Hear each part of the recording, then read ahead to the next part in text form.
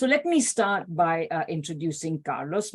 Of course, many of you are here because you already know who he is and want to hear more about his latest work.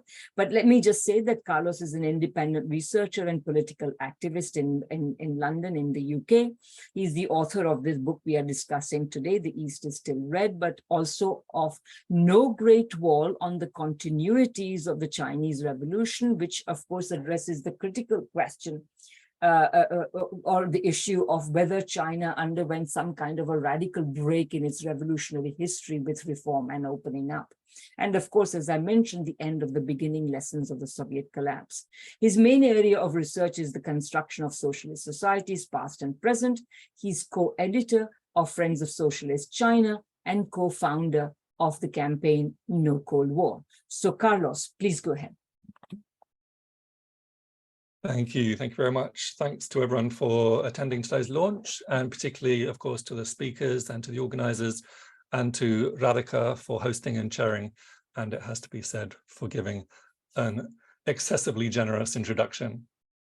And one request, Radhika, while I think of it, would you switch your view to speaker view for the sake of the live stream? I think I'm in speaker view. Oh, okay, great. Yeah. And also I need to thank Praxis Press for doing a really great job of editing and publishing the book. So there are tons of themes in the book that I consider to be quite important. There were lots of reasons for writing it, but today I want to touch on one in particular, as it's, in my view, very relevant to informing a socialist and anti-imperialist strategy in the West today. And that theme is the idea that China is an imperialist country and that the new Cold War is an example of inter-imperialist conflicts. You know, you can read it in Jacobin. In Jacobin, you can read the US-China rivalry is an inter-imperial rivalry driven by inter-capitalist competition. You can read it in Counterfire here in Britain. China is an emerging imperialist power that is seeking to assert itself in a world dominated by the established imperialist power of the US. I think it's really crucially important to debunk these claims, you know, not out of some kind of ideological purism, but because the idea of China as imperialist, the idea of the new Cold War as an inter-imperialist conflict is just profoundly demobilizing at a time when we need people to be mobilized. You know, after all, if China's an imperialist country, then we as socialists, as communists, as progressive, as anti-war campaigners shouldn't be siding with it against the US, against the West. We should adopt a position of neither Washington nor Beijing. And if the new Cold War is an inter-imperialist conflict, and if the US wins, if China is successfully encircled and contained, if its rise is prevented, if its government is overthrown, you know, if China's dismembered, well, you know, if China's an imperialist country, then that set of outcomes would be like neither here nor there to us. It would have no meaningful impact on the overall state of the global class struggle. Now, it seems to me perfectly obvious, at least, that such a position is totally and utterly incorrect, is dangerously wrong.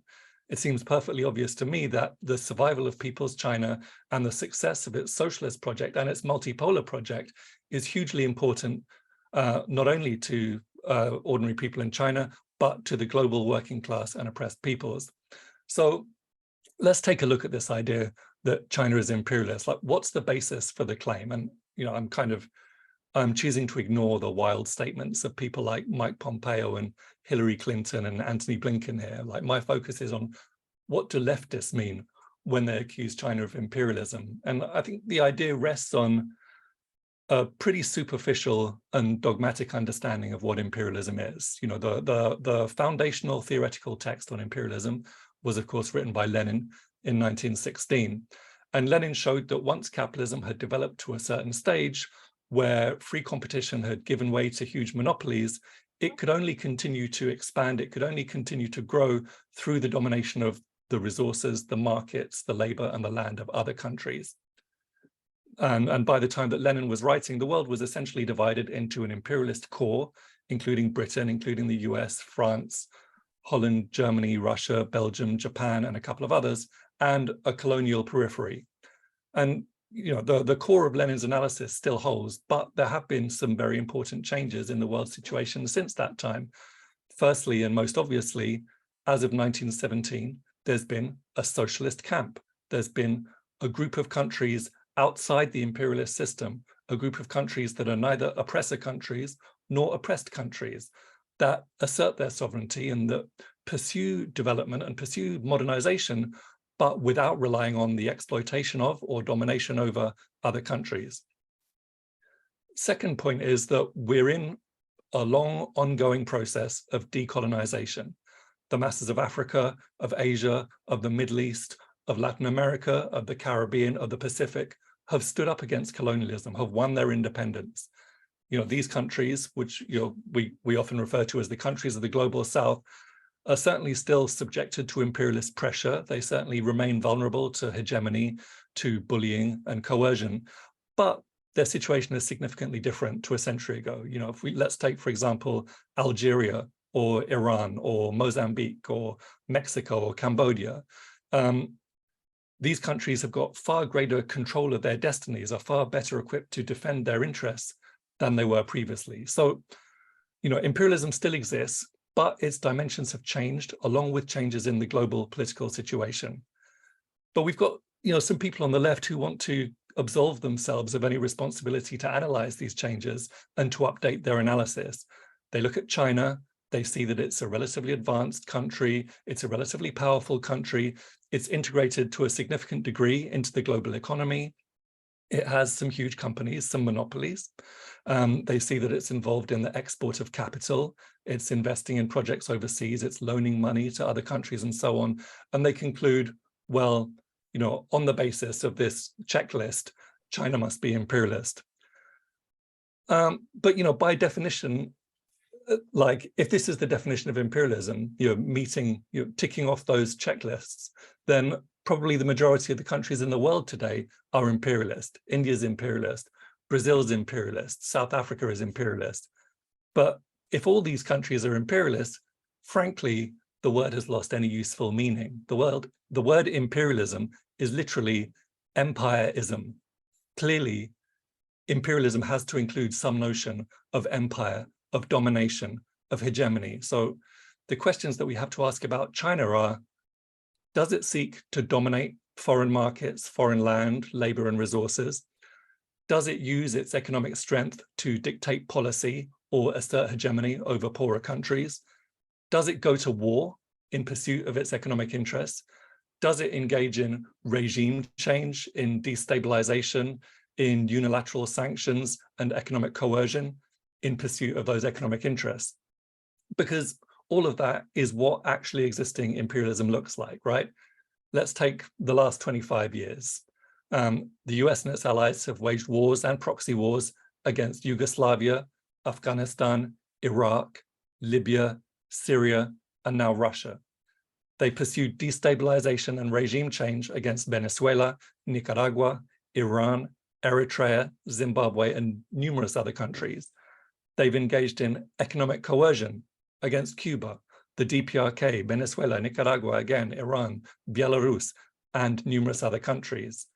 The US maintains over 800 overseas military bases. It's got active duty military troops stationed in nearly 150 countries. That's close to 3/4 of the world's countries. The US's military expenditure is close to $1 trillion a year. This country, with 4% of the global population, accounts for almost 40% of military spending. Meanwhile, Western financial institutions are notorious for their use of predatory and conditional loans, which they use to extort the countries of the global South and force them into dependency, austerity, and privatization. So we really don't need to engage in conjecture. We know what imperialism looks like. The question is that what China's involved in? In my opinion, the great Hugo Chavez put it extremely well, put it very succinctly. China is large, but it's not an empire. China doesn't trample on anyone, and it hasn't invaded anyone.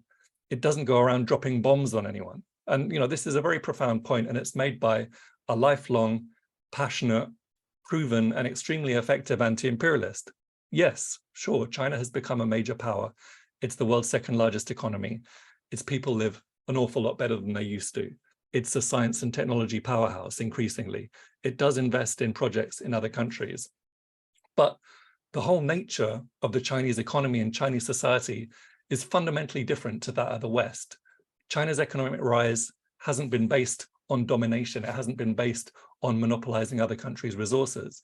It's been based on the extremely hard work of the Chinese people, the strategic brilliance of the CPC leadership, and on the enduring gains of the Chinese Revolution, which put the people in charge of their country's destiny.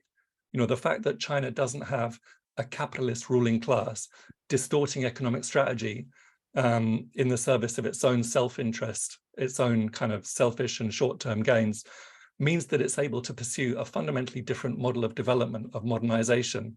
China doesn't engage in wars of domination. You know, China hasn't been at war for over 40 years. It doesn't have a global infrastructure of hegemony. It doesn't have foreign bases and troops and weapons stationed in other countries. It doesn't impose unilateral sanctions. It doesn't engage in nuclear bullying. It doesn't interfere in other countries' internal affairs. It doesn't threaten other countries or engage in destabilization. Its loans, its investment throughout Africa, throughout Latin America, the Caribbean, and elsewhere are welcome, or pretty much universally welcomed, because those loans come with a low rate of interest, no conditions of austerity, unlike IMF loans, and because they're used to fund crucial infrastructure projects that are actually allowing countries to break out of underdevelopment after centuries of colonial and neo-colonial exploitation. For example, with Chinese finance and support, Ethiopia opened the first metro system in sub-Saharan Africa a few years ago.